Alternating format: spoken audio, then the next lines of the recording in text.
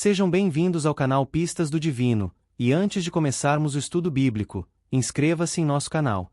Hoje nós vamos para o episódio 04 da nossa série Gênesis, a história de Abraão. E eu quero que você entenda desde o começo por que essa história é tão central para católicos e evangélicos.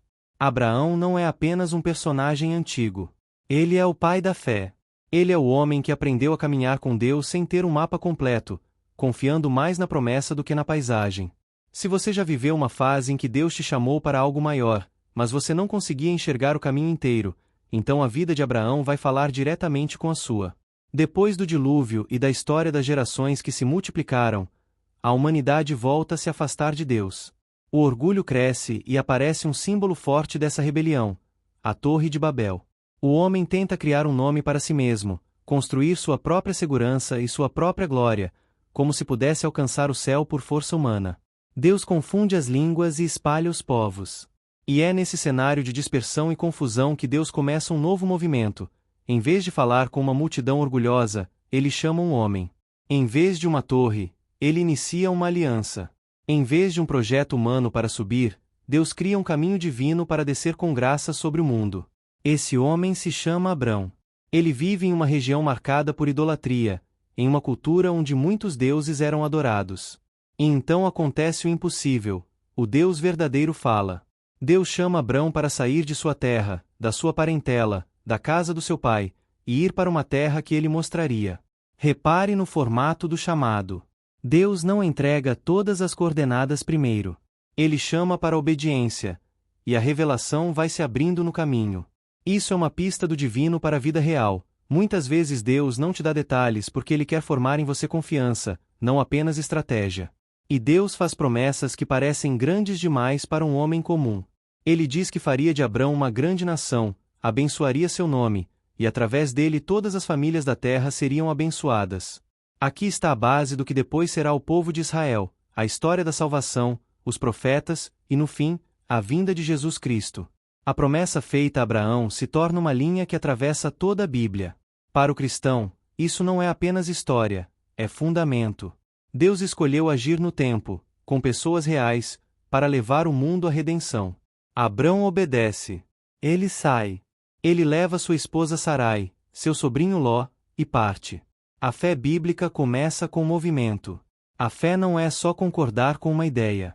É sair de onde se está para ir onde Deus manda. É deixar o confortável quando Deus chama para o desconhecido. E aqui entra uma pergunta que você precisa fazer para si: qual é a terra antiga que Deus está pedindo para você deixar? Pode ser um hábito, um relacionamento, um pecado, um medo, uma mentalidade, uma acomodação espiritual. A história de Abraão começa quando ele decide confiar mais na voz de Deus do que na segurança do lugar onde estava. Quando Abrão chega à terra de Canaã, Deus aparece e reafirma: é essa terra que eu darei à tua descendência. Abrão constrói altares. Esse detalhe é crucial. Abraão marca sua jornada com adoração. Ele não trata o chamado como um projeto de ego, ele trata como um caminho sagrado. Ele aprende a levantar altares no meio da caminhada. Altar, aqui, não é só pedra empilhada. É prioridade espiritual. É reconhecer: Deus está comigo. Deus me trouxe. Deus me sustenta. Mas a história não é romantizada.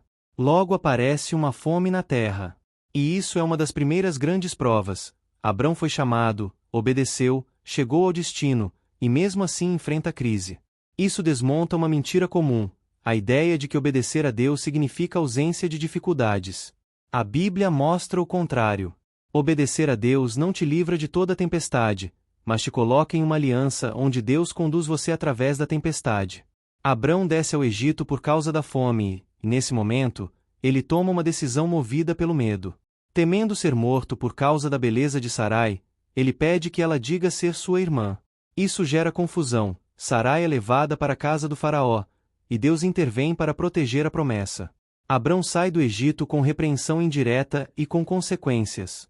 Essa parte é importante porque revela algo que conforta e alerta ao mesmo tempo. Deus pode ser fiel mesmo quando o homem falha, mas as falhas ainda geram dores e complicações. Abraão é homem de fé, mas não é um mito perfeito. Ele é um peregrino que aprende. De volta à terra, cresce um conflito entre os pastores de Abrão e os de Ló, por causa de rebanhos e recursos. E Abrão mostra um traço de grandeza. Ele propõe paz. Ele dá a Ló a escolha do território. Ló escolhe a parte que parecia melhor aos olhos, as campinas bem regadas, próximas de Sodoma. Abraão fica com o que parecia menos vantajoso. Aqui há uma lição profunda: nem sempre a melhor escolha é a mais bonita no início. E nem sempre o que parece ganho imediato é bênção real. Depois que Ló se separa, Deus fala novamente a Abrão e amplia a promessa. Deus pede que ele olhe para todos os lados e promete dar aquela terra à sua descendência. E então vem uma imagem forte: Deus compara a descendência de Abrão ao pó da terra, algo incontável. Só que existe um problema óbvio: Abrão não tem filhos. Sarai é estéril. E é aqui que a história se torna uma escola de fé para qualquer pessoa que espera uma promessa que parece atrasada. Em Gênesis 14, surge um episódio surpreendente. Ló é levado cativo após uma guerra entre reis, e Abrão arma um resgate com seus homens. Ele vence, liberta Ló e volta.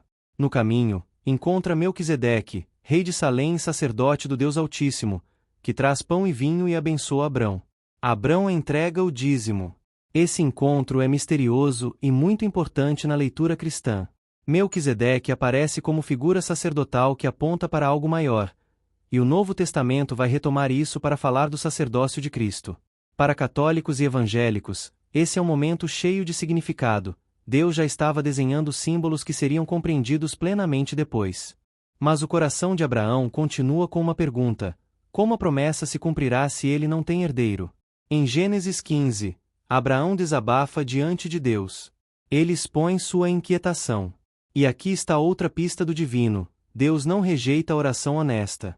Deus não exige que você finja estar forte o tempo todo.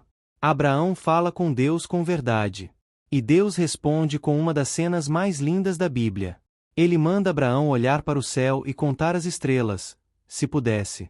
Assim seria sua descendência. E o texto diz algo que ecoa por toda a teologia cristã: Abraão creu no Senhor, e isso lhe foi creditado como justiça. A fé é tratada como resposta que agrada a Deus. Não é mérito humano. É confiança no caráter de Deus. Nesse mesmo capítulo, Deus sela uma aliança de modo solene, passando entre os animais partidos em uma espécie de rito antigo. O simbolismo é forte. Deus está comprometendo a própria palavra. É como se dissesse: eu assumo o peso desta promessa. Isso prepara o coração para entender a graça. Deus se inclina ao homem. Deus firma pacto. Deus sustenta o que promete. Mas a espera continua e, com a espera, vem a tentação de ajudar Deus. Sarai sugere que Abrão tenha um filho com Agar, sua serva. Abrão aceita. Agar engravida, e nasce Ismael. A casa entra em conflito, rivalidades surgem, e a dor se instala. Essa parte é difícil, mas é necessária. Ela nos ensina que tentar cumprir promessa divina com ansiedade humana costuma gerar feridas. Deus não precisa de atalhos pecaminosos. Quando a gente antecipa o tempo de Deus, frequentemente colhe consequências que não consegue controlar. Ismael é amado por Deus e não é descartado como pessoa, mas o caminho escolhido gera tensão duradoura. Anos se passam. Abrão envelhece. E quando a promessa parece humanamente impossível, Deus aparece de novo. Ele reafirma a aliança e muda o nome de Abrão para Abraão, que carrega a ideia de pai de muitas nações. Muda também o nome de Sarai para Sara. Deus estabelece a circuncisão como sinal da aliança.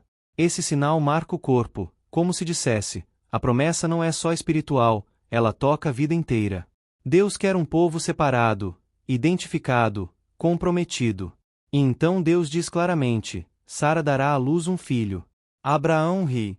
Não é um riso de deboche apenas, é um riso de quem está entre fé e espanto. Como pode um homem velho e uma mulher idosa gerar vida? Mas Deus responde com uma pergunta que atravessa séculos: existe algo difícil demais para o Senhor? Essa é uma frase que precisa entrar no coração de quem está no limite. O Deus de Abraão é o Deus do impossível. Não impossível no sentido de fantasia, mas impossível no sentido de ultrapassar limites naturais quando ele decide cumprir sua palavra. Em Gênesis 18, 3 visitantes chegam à tenda de Abraão. Ele os recebe com hospitalidade, oferece alimento, honra. A cena é carregada de mistério e muitos cristãos enxergam ali uma manifestação divina. Os visitantes anunciam novamente que Sara teria um filho. Sara também ri, agora por trás, em incredulidade. E Deus a confronta com a mesma pergunta sobre o impossível. Essa parte revela algo muito humano. Às vezes a promessa é tão grande que a gente tenta se proteger com ironia, com riso, com descrença, porque acreditar parece perigoso demais. Mas Deus é paciente. Ele não abandona Sara por causa do riso. Ele chama a fé de volta. Nesse mesmo contexto, Deus revela a Abraão o julgamento que viria sobre Sodoma e Gomorra, cidades marcadas por pecado grave e violência. E aqui vemos um lado poderoso de Abraão. Ele intercede. Abraão conversa com Deus, pede misericórdia, pergunta se Deus destruiria o justo com o ímpio. Ele clama por aqueles que poderiam ser preservados. Isso mostra que o homem de fé não é apenas alguém que recebe promessas, é alguém que carrega compaixão. Abraão aprende a se importar com justiça e misericórdia ao mesmo tempo. Deus julga Sodoma, mas resgata Ló. E a história deixa claro: Deus sabe livrar o justo, e também sabe tratar o mal com seriedade. Chegamos então ao nascimento do filho prometido. Isaque nasce, e seu nome está ligado ao riso, como se Deus transformasse o riso de incredulidade em riso de alegria. A promessa se cumpre no tempo de Deus. E aqui está uma lição para qualquer pessoa que está cansada de esperar: Deus não chega atrasado. Ele chega no tempo certo, ainda que o nosso relógio grite o contrário. Isaque é a prova viva de que Deus não esquece. Mas a história de Abraão não termina no cumprimento. Na verdade, ela alcança o ápice na maior prova de todas. Em Gênesis 22, Deus pede a Abraão algo que choca qualquer leitor: oferecer Isaque em sacrifício. Essa passagem precisa ser tratada com reverência e compreensão. Deus não está ensinando crueldade nem aprovando o sacrifício humano como prática. Ao longo da revelação bíblica, Deus rejeita esse tipo de culto. O que acontece aqui é uma prova extrema que revela o coração de Abraão e, ao mesmo tempo, aponta profeticamente para a obra de Deus no futuro. Abraão sobe o monte com Isaque. Isaque carrega a lenha. Abraão carrega o fogo e o cutelo. E Isaque pergunta: onde está o cordeiro? Abraão responde com uma frase que é uma das chaves de toda a Bíblia: Deus proverá para si o cordeiro. Essa resposta é fé pura. Não é negação. É confiança. Abraão crê que Deus é capaz de prover, de ressuscitar, de cumprir o que prometeu, mesmo se o caminho parecer impossível. No momento final, quando Abraão está prestes a executar o sacrifício, um anjo o impede. Deus mostra que não era o sangue de Isaque que ele queria. Era o coração de Abraão. E então aparece um carneiro preso pelos chifres, e Deus provê o substituto. Abraão oferece o carneiro em lugar do filho. O lugar recebe um nome ligado à provisão do Senhor. E aqui a leitura cristã se ilumina. Essa cena aponta para o Evangelho. Um pai oferecendo seu filho amado, um substituto provido por Deus, um monte, uma obediência, um sacrifício que anuncia outro maior. Séculos depois, Deus ofereceria seu próprio filho, e não haveria um anjo para impedir, porque seria o plano de redenção para salvar muitos. Depois dessa prova, Deus reafirma a promessa. Por causa da obediência de Abraão, sua descendência seria numerosa, e através dela todas as nações seriam abençoadas. Isso não é salvação por obras, mas é a demonstração de que a fé verdadeira produz obediência. Para o evangélico, isso confirma que a fé que justifica é viva e frutífera. Para o católico, isso também confirma que a fé precisa ser cooperada, vivida, respondida em fidelidade, porque Deus nos chama a participar da sua aliança com responsabilidade real. A história de Abraão segue com a morte de Sara e um detalhe muito simbólico.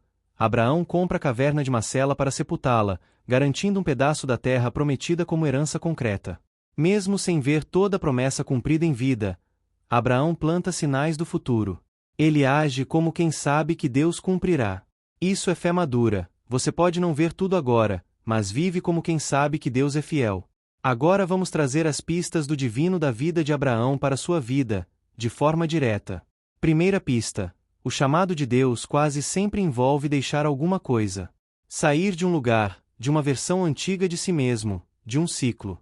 Se você quer viver promessas novas, precisa abandonar prisões antigas. Segunda pista: Deus trabalha com processos. Abraão esperou anos.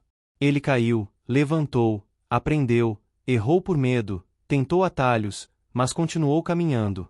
Sua história prova que Deus não usa apenas pessoas prontas. Deus prepara pessoas enquanto caminha com elas. Terceira pista: a promessa de Deus não depende do seu poder natural.